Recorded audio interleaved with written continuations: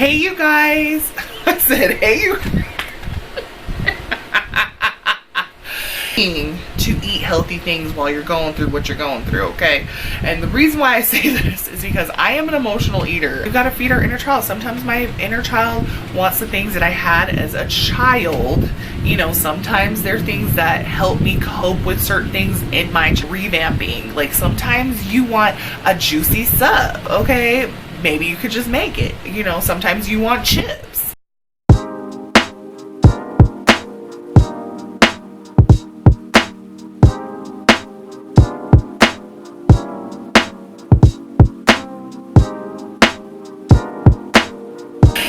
You guys, welcome to Just Us Jenkins. If you are seeing me for the first time, I'm Jamillah, stay-at-home homeschool mama of 3 beautiful babies. I'm also a certified Reiki practitioner, Reiki master, and owner of healingmama.com. You guys, today we're going to be sitting down and we're going to be chit-chatting about ways to navigate through trauma and grief.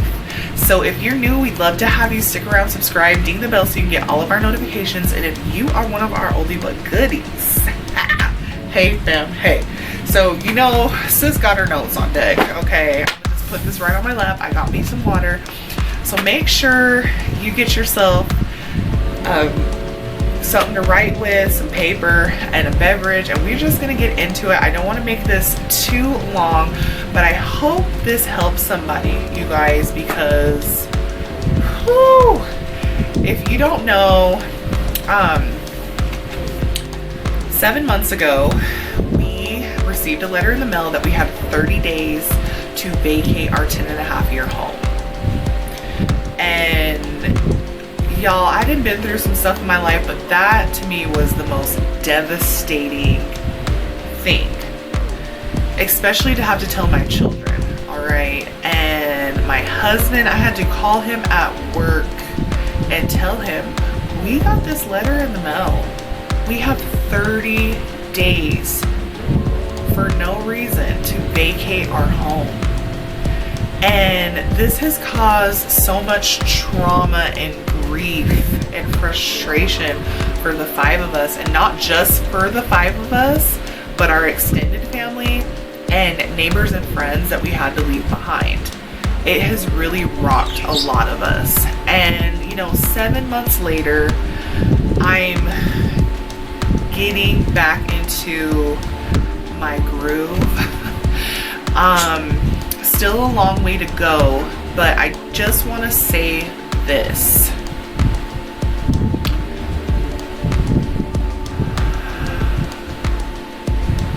Take it one day at a time. There's no right way or perfect way to heal from trauma and grief, but make sure you're not doing anything to hurt yourself or hurt others, because that is the wrong way. Seek out and find the appropriate help that you need so you can make it through. And I really genuinely feel like we're still in the middle of this, but I'm starting to see the light at the end of the tunnel. So do what you have to do to keep yourself and the people that you love safe while going through trauma and grief, and find the right healthy avenues of healing, and don't turn to hurting yourself, the ones that you love, and to abusing substances.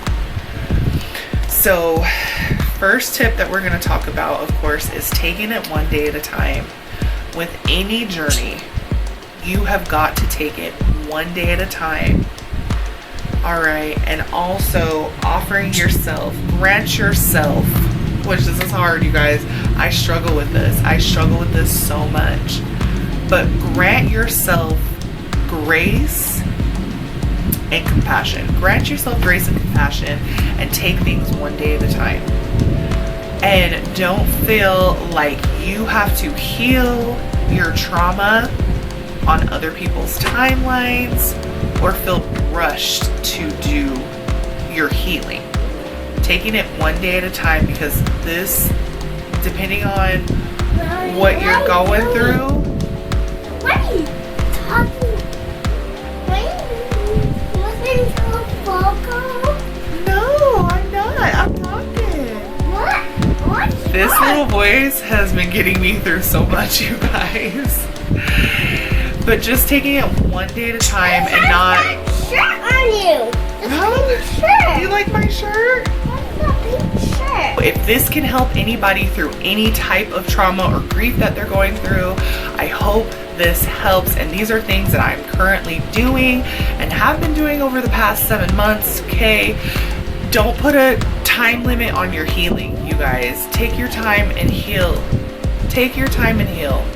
And also, you guys, Reiki is an amazing energetic healing that I've been giving myself self-treatments because, baby, it's hard out here in these streets, okay? The second part of that is to ground yourself daily. Ground your energy daily. It can be standing outside. I live in Utah. It's very, very cold. Putting your feet on the ground. I know this is crazy, but I'll walk outside in the grass with no shoes on just so I can get that grounding energy. You can use grounding crystals. You can use wood. You can take some deep prana breathing and just ground yourself. Affirmations, prayer, and you can use music as well. So just taking that time, taking it one day at a time to really just decompress and see with fresh eyes and fresh mind what's in front of you and what you have to deal with, okay? The next thing, you guys, cry, scream, purge, primal screaming. You guys, going through this situation and having 3 children, homeschooling them and trying to be strong and not panic, you know, be panicked for them so they're not stressed out and freaking out and feeling anxious. I didn't get a lot of that because they were always with me, you know. So the times that they weren't with me, they could come over to my parents' house a little bit. I screamed, I cried. When I left to go to the grocery store or something like that, or run errands, I would scream, I would cry. Sometimes I would go to the park and I'd scream and cry and yell in my car because I just needed to release it and transmute it. And thankfully, I have beautiful friends that I was able to cry and scream and just let it go, and have a beautiful spouse to be able to do those things. But once again, you know, we're here, we're with the kids, it's very hard. And that goes into the next part, having support. My support, I found, was in therapy, my spouse, and having beautiful friends that have gone through very similar experiences and not judging me and holding space for me and praying with me and saying affirmations and building me up, you know. And I don't know where I would be right now, because it is like you blame yourself for a lot of stuff. Could I have done something different? Why is the universe doing this to me? Like, why'd this happen? What did I do? Like, how? Why? You're asking yourself all these things while you're processing it, and everything's just happening. All the feels are happening, all the energy's happening. But one thing my spiritual teacher, she always says, is things don't happen to you, they happen for you. And I had to really keep remembering, I asked for this. Even though it feels like it is out of nowhere, I asked for this, okay? I was saying affirmations for this. I was journaling for this, okay? I was putting petitions and burning candles for this, okay? I wanted to move. We wanted to buy a house. We wanted to get out of where we were, because it wasn't the best environment, but it was still our environment. And so I'm like, okay, I would say that in my mind while I'm speaking and having my support. Therapy has been an amazing experience. Like, I highly, highly recommend it. I know in melanated communities, it's very looked down upon. You know, in a lot of religious communities, it's very looked down upon. But if you are struggling with anything in your life and you're needing somebody to talk to, and you can't necessarily talk to people that are directly in your family or your friends or co-workers or everything, I 100% truly believe therapy is an amazing essential healing tool. And sometimes you don't want to always be a burden per se, or have that heavy energy and putting it on your family and your friends and your significant other, your spouse and stuff like that. And so it can be very beneficial. So I really highly recommend, if you have not had any type of counseling or therapy, grief counseling, trauma therapy, you have got to start today. And there's lots of avenues for you to be able to get it and figure it out in your area. So I highly recommend it. Next one is to cleanse and clear, okay, your space. Okay, cleansing and clearing. When you do spiritual workings, like, it's kind of one of those things you already kind of do anyway, but we're going to talk about it. So cleansing and clearing for me is keeping my space as clean and tidy as I can, because you guys know I have 3 kids and my kids do not be playing. They like to be making messes and it stresses me out. But also, like, being in a more kind of cramped space, things tend to get more unruly easier. So first things first, I'm going to cleanse and tidy the best that I can. And then also I'm going to cleanse and tidy my space and energetic field by burning sage. Usually I do white sage, and I'll cleanse and clear my space, and then I'll open the windows, let all that negative energies and frequencies go right on out. I do myself, I do the kids, Jarvis, everything, and then I will go in with something like Palo Santo after, or sweetgrass, to sweeten the energy and bring back the happy, uplifting energy. You can also purchase these things on HealingMama.com. The link is always below. And so that's something that I like to do. And then I'm vacuuming and I'm gonna wipe down stuff. Okay, I am looking right now, it's looking a little crazy. Okay, I got laundry baskets full of clean clothes that I need to put away. I digress, you guys, but those are the things. After I notice, after I do those things, it does lift my mood, it lifts my spirit and my energy. Also, by raising your frequency and raising your vibration, we are energetic beings. Next thing is raising your frequency, raising your vibration of where you are in, mentally, emotionally, physically, and energetically. Things that I like to do to raise my frequency, raise my vibration, of course, is wearing crystals. Also, I like, after I cleanse my energy, I wear my crystals that I'm called to. I will burn some incense, or I will listen to healing sounds and vibrations. There's some great channels here on YouTube that dedicate to making frequency, like positive frequency music. Everything has a frequency, everything has a vibration. And since we're interacting with so many things and people all the time, we've got to cleanse and clear and then rebalance and calibrate our frequency and our vibration. So listening to singing bowls and meditations and mantras and things like that just really help me, like you know, different sounds that you make. Raising your frequency, raising your vibration is amazing. And popping on some good tunes. Like, I have an awesome playlist of like all my favorite music. Every time I find a song or remember one from back in the day, I'll search it under a certain hertz, because a lot of the music that we listen to is put into a low hertz of depression and anxiety and sickness and dis-ease. And so no wonder why there's a lot of those things going on in the world, because we're constantly listening to it and being exposed to it. So I find my favorite music on a higher vibration, higher frequency, that is cleansing and clearing and resetting and recalibrating my energy to where I want to keep it after I've cleansed and cleared and put on my crystals, you know, and have my incense going. And listening to that just is like the icing on the cake, baby. All right. Also, another thing that I like to do, of course, is take a spiritual bath. Okay, you guys, I'm 6'2". Okay, I'm a big gal. Okay.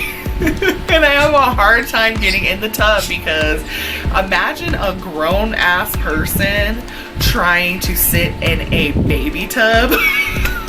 That's what the analogy I give, but I still work it out, okay?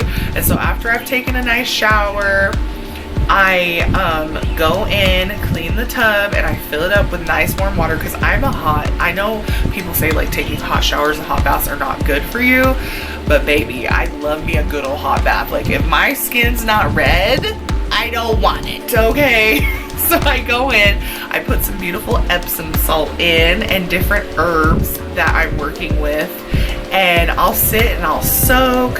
Sometimes I'll put Himalayan salt, and you just put it in a nice little tea bag, or if you don't worry about your pipes and everything getting clogged up, you can just put a few of the herbs in the bath.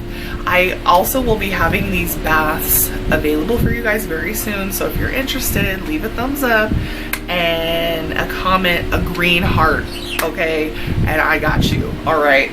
So that's another thing that you can do to cleanse and clear, raise your frequency, raise your vibration, and just shed those things that are no longer serving you, just for, you know, self-care and also helping you on a spiritual and energetic level, all right? The next one is trying to eat healthy things while you're going through what you're going through, okay? And the reason why I say this is because I am an emotional eater, and I'm looking sideways because I'm like, I be trying, y'all. I be trying.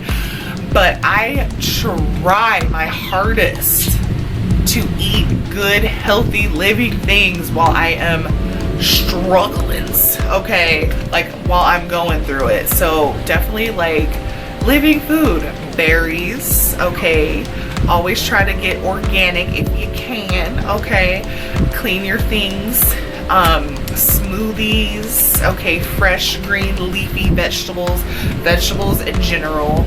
But when I do feed, that's the other thing, the other part of this is feeding my inner child. Sometimes my inner child really wants stuff, you know?